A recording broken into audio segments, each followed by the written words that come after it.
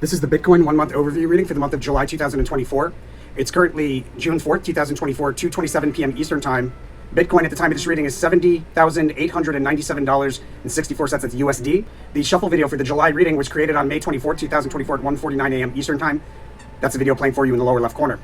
So the overall theme and behavior for the month of July, we have a breakout on a 1 year chart scale. This will really stand out, and it's crossed with erratic behavior back and forth through the same price level, in the midst of which we revisit a crest that was recently a past opportunity. Behavior around the highest high, we have the peace card. Generally, when you see the peace card in the high correlator position, it's marking off an important resistance level on a 1 year chart scale in this case. And usually you'll flatten out and do some sideways behavior around that high. And I've seen that in a lot of the July readings, actually, is like sidewaysy rotational type of behavior around the highs. Behavior around the lowest low for the month, we have a period of volatility that ends with a fast sudden move higher. Likely that fast sudden move higher forms out of the low, most likely. Now I'm going to get into the day-by-day chart behavior, as well as timing the highs, the lows, and the best trade opportunities. But before I do that, I just want to make sure you're aware. The whole purpose of the channel is to transmute some of the competitive energy of the stock market into goodwill. We do that by following the rule of karma for the channel. You go to the resources tab of our website, Tarot for Traders, and 5% of the profits from every profitable trade utilizing this information should be donated forward to one of these charities, or pick a charity of your choosing, as long as you're paying 5% forward, and then 5% should be sent back to the channel through one of these links. If you're international, you can use Wise, or you can use YouTube tips, and that leaves you at 90%. Make sure to spend that 90% out of love. As long as you follow those rules, you follow the rule of karma for the channel, the universe considers you an angel investor. It's going to send it back to you tenfold for following through. Blessings to all my angel investors. Let's get back into it. On the first, we have multiple failed attempts to break through key resistance. And that's resistance on a 1 month chart scale minimum. And it appears that from that resistance, those multiple failed attempts to break through resistance, we decline and then return back to that resistance somewhere between the first and the second. It takes place. Probably return back to it on the second. But there should be a lot of price change away from that resistance and then back to that resistance at least once.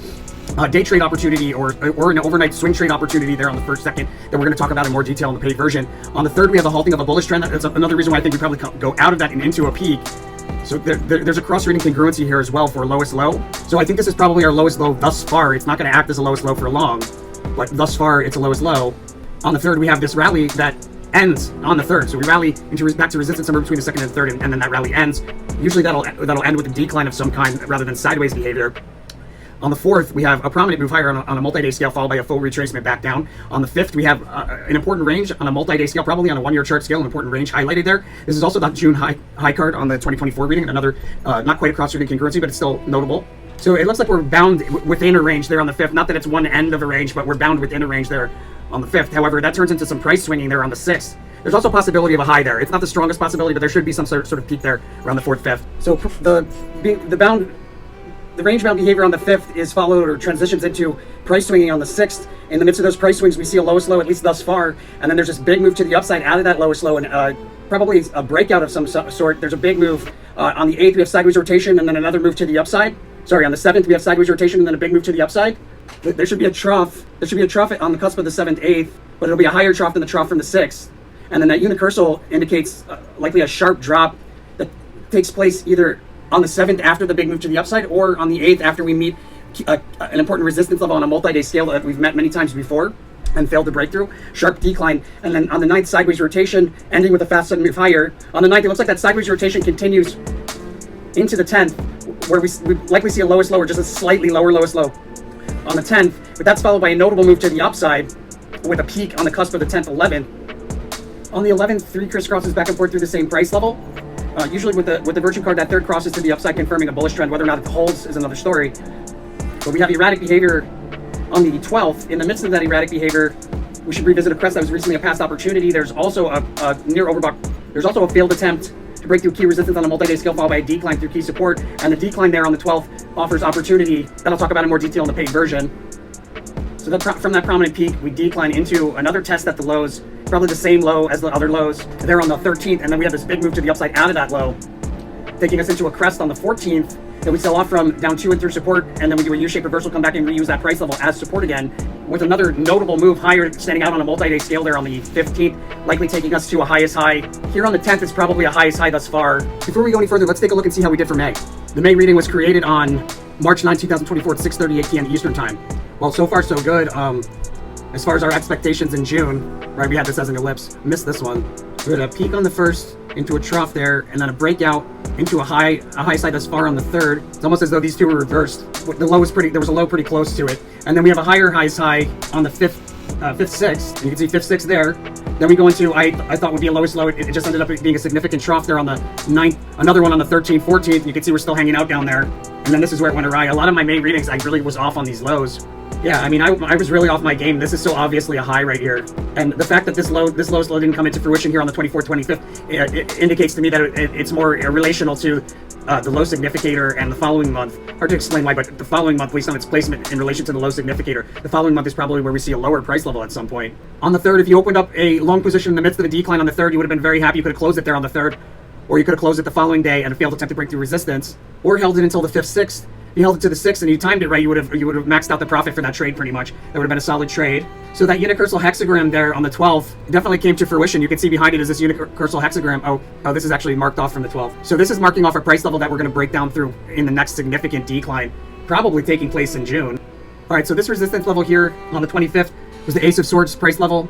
And you can see we declined away from it and then returned back to it. So we declined away from it and then returned back to it. So hopefully the next day, people closed out as indicated, and then would have opened up a long position at the time of closing that, and then closed that long position the following day when we had this Magus card move back to the upside. So some pretty solid trades in here, even though we got the lowest lows off. It's not like we were completely off. They just ended up being troughs rather than lowest lows, surprisingly. But hey, it happens sometimes.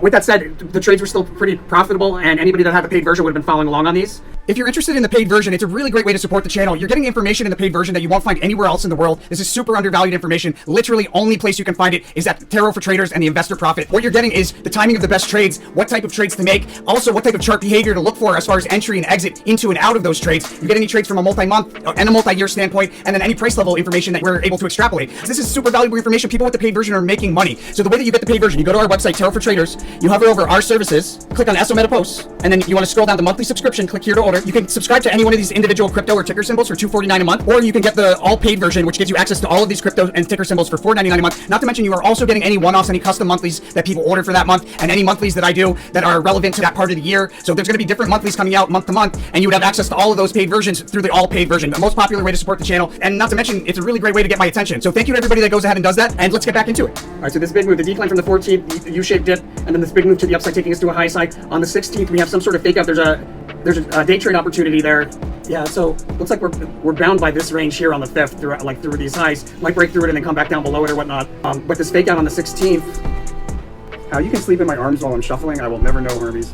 Yeah, so it looks like there's a fake out, unintentional fake out or shake out of some kind on the 16th, and an Ace of Swords price level there as well. Day trade opportunity, I'll talk about in more detail in the paid version. And then on the 17th, we have another correlation to a highest high in the midst of some volatility, and there should be a sharp drop in the midst of that volatility, taking us to an important trough on a 1 month scale, probably there on the 18th. And out of that trough, we have a pop and drop.